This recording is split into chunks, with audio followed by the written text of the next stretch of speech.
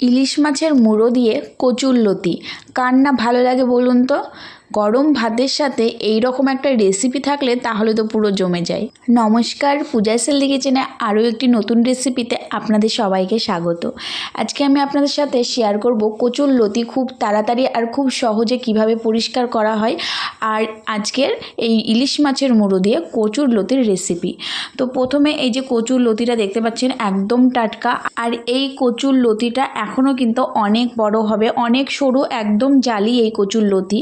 তো বাজার থেকে কিনে এনেছে, এই দেখুন একদম জালি কচুরলতি। এই লতিগুলো কিন্তু অনেকটা মোটা হয় এর থেকেও। কচুরলতি প্রথমে আমার রান্না করতে একদমই ভালো লাগতো না, খুব বিরক্তকর কাজ তাই মনে হতো, কারণ এই কচুরলতি পরিষ্কার করা অনেক ঝামেলা। প্রথমে আমি জানতাম না যে কিভাবে পরিষ্কার করতে হয়। আমি কিন্তু কচুরলতি পরিষ্কার করাটা শিখেছি আমাদের রান্নার মাসির কাছ থেকে, খুব সহজ আর খুব তাড়াতাড়ি পরিষ্কার করে দেখিয়েছে। প্রথমে কচুরলতিগুলো সাইজ করে কেটে নিতে হবে। কচুরলতিগুলো অনেক নরম হয়, ভাপ দেওয়ার পর পুরো গলে যায়, তার জন্য একটু বড় বড় করে কেটে নিচ্ছে। এই বটিটা দেখে কেউ কিছু বাজে মন্তব্য করবেন না, কারণ আগের দিনকে ইঁচড় কাটা হয়েছে, তাই ইঁচড়ের আঠা বটিতে লেগে আছে।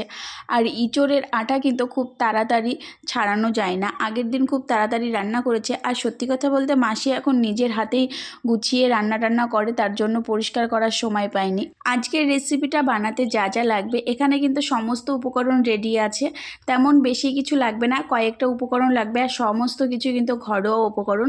তো যা যা লাগবে একবার দেখে নিন, আমি কিন্তু ডিসক্রিপশন বক্সে লিখে দেব। তো যদিও কোনো জিনিসটা না চিনতে পারেন, সেটা কিন্তু আপনারা ডিসক্রিপশন বক্সে একবার দেখে নিতে পারেন। ফার্স্টে এখানে মাসি অর্ধেক কড়াই জল নিয়েছে, জলটা গরম হয়ে গেছে, ফুটে গেছে, তার মধ্যে কচুরলতিগুলো দিয়ে দিল। কচুরলতিগুলো দিয়ে কিন্তু মাত্র 5 মিনিট মতো ভাপ দিয়ে নিয়েছে। মানে যখন বুঝতে পারবেন কচুরলতির গা থেকে খোলাগুলো একদম ছেড়ে যাচ্ছে, তখন বুঝতে পারবেন যে এইগুলো ভাপ হয়ে গেছে। এই ভাপটা দেওয়ার শুধুমাত্র কারণ হচ্ছে যাতে খুব তাড়াতাড়ি সহজে এই যে নোংরাগুলো, মানে গায়ে যেই খোসাগুলো আছে সেইগুলো তাড়াতাড়ি যেন পরিষ্কার করা হয়।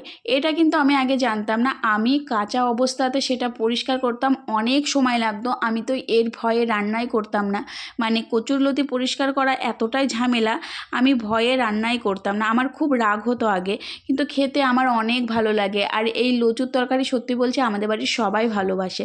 তারপরে আজকে তো মাসি শিখিয়ে দিল যে এইভাবে কচুরলতি পরিষ্কার করলে খুব তাড়াতাড়ি হয়ে যায়, সময়টাও বেঁচে যায়, আর তেমন কোনো খাটনি লাগে না।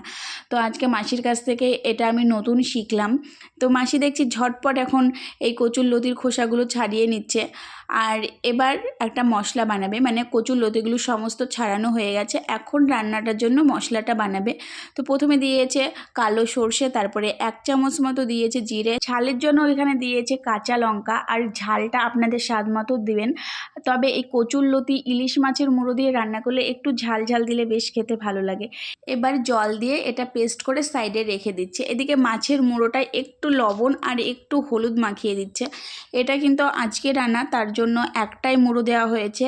আর আমাদের ফ্রিজে কিন্তু অনেকগুলো মুড়ো ছিল, তার জন্য এখানে একটা কাঁচা মুড়ো নেওয়া হয়েছে। এখন এই মুড়োটাকে লবণ আর হলুদ মাখিয়ে কিছুক্ষণের জন্য রেখে দিল। তারপরে কড়াই গরম হয়ে গেছে, দিয়ে দিল সরিষার তেল। এবার তেলটা গরম হয়ে গেলে মাছের মুড়োটা ভেজে নেবে। তো এই ধরনের রেসিপিগুলোতে সরিষার তেল দিলে কিন্তু বেশি টেস্টি লাগে, আর ইলিশ মাছ তো সবসময় সরিষার তেলের সাথেই যায়, তার জন্য এই সরিষার তেল দিয়ে রান্না করলে বেশি টেস্টি হবে। তো বললাম আমাদের ফ্রিজে অনেকগুলো মাছের মুড়ো আছে, সেইগুলোও একটু ভেজে নিচ্ছে, গরম করে নিচ্ছে, ভাজাই ছিল।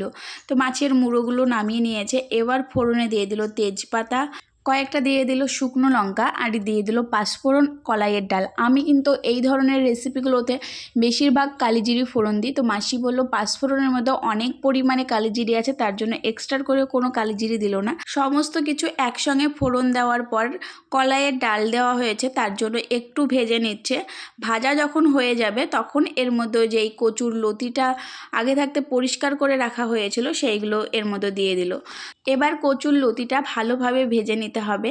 আর ভাজার সময় কিন্তু কচুরলতি থেকে অনেকটাই জল বেরোবে। কচুরলতিতে এমনিতেই জল থাকে, তার উপরে সেদ্ধ করে নেওয়া হয়েছে। এই কচুরলতিগুলো রান্না করতে একটু সময় লাগে। এই ধরনের রেসিপিগুলো যদি উনুনে রান্না করা হয় তাহলে কিন্তু আরও বেশি ভালো হয়, আর খুব তাড়াতাড়িও কিন্তু রান্নাটা হয়ে যায়। গ্যাসের উপরে একটু সময় লাগে। তো কচুরলতিগুলো হালকা ভাজার পর দিয়ে দিল পরিমাণ মতো লবণ আর হলুদ। এবার কিন্তু ভালোভাবে আরেকটু ভেজে নেবে। আর কচুরলতির রান্না রান্নার সময় শুধু কচুর লতি না, কচুর শাক কিংবা কচুর ডগা, কচুর লতি এই ধরনের রেসিপিগুলোতে বারে বারে নাড়তে হয়, কারণ এই জিনিসগুলো অনেকটা আঠা আঠা হয়ে থাকে, কড়াই কিন্তু লেগে যাওয়ার ভয় থাকে। আর হাই ফ্লেম ছাড়া এই রান্নাগুলো হয় না, কারণ জলটা শোকাতে কিন্তু অনেকটাই তাপ লাগে। তো ভাজতে ভাজতে দেখুন আস্তে আস্তে নরম হয়ে যাচ্ছে। কচুর লতিগুলো অনেকটাই সেদ্ধ করা ছিল প্রথমে, তার জন্য বেশি সময় লাগলো না, অনেকটাই কিন্তু কমে গেছে। এবার যেই মশলাটা করে রেখেছিল সেই মশলাটা দিয়ে দিল। মশলাগুলো দিয়ে আবারও ভালোভাবে মিক্স করে নিচ্ছে, আর একই রকমভাবে কিন্তু নাড়তেই হবে, নিচে কিন্তু লেগে যাওয়ার ভয় থাকে। এদিকে ইলিশ মাছের যেই মুড়োগুলো ভেজে রেখেছিল সেগুলো কিন্তু ভেঙে রেখেছে মাসি আগে থাকতে। তো মিক্সারের বাটিটা ধুয়ে সামান্য একটু জল দিয়ে দিল। এই রান্নাগুলোতে কিন্তু বেশি জল লাগে না। মশলাগুলো দিয়ে নেড়ে চেড়ে কিছুক্ষণ কষিয়ে নিয়ে দিয়ে দিল ইলিশ মাছের মুড়োগুলো।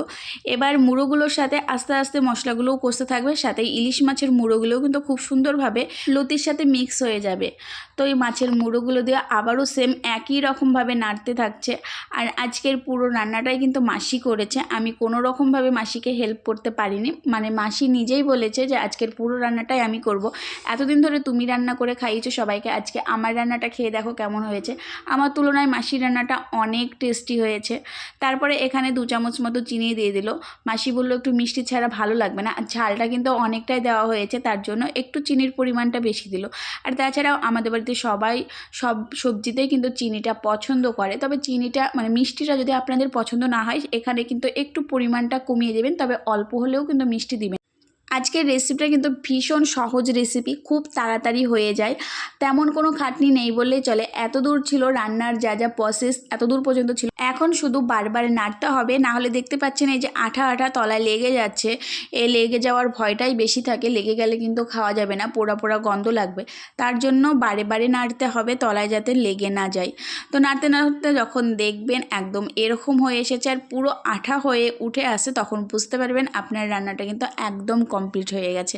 তো আমার রান্নাটা কমপ্লিট হয়ে গেছে, আমি একটা পাত্রে ঢেলে নিলাম। বাঙালির মধ্যে মনে হয় খুব কম আছে যারা কচুর শাক, কচুর লতি বা কচুর কোনো জিনিস খেতে পছন্দ করে না। তো আমার তো ভীষণই ভালো লাগে, আর যাদের যাদের ভালো লাগে একবার হলো এইভাবে ট্রাই করে দেখবেন, আশা করব সবার ভালো লাগবে। তো কেমন লাগলো আজকের রেসিপিটা কমেন্ট করে কিন্তু অবশ্যই জানাবেন। তো চলুন ভিডিওটা আজ এখানেই শেষ করলাম। সবাইকে টাটা বাই বাই, সবাই ভালো থাকবেন, দেখা হবে আবার কোনো নতুন রেসিপির সাথে।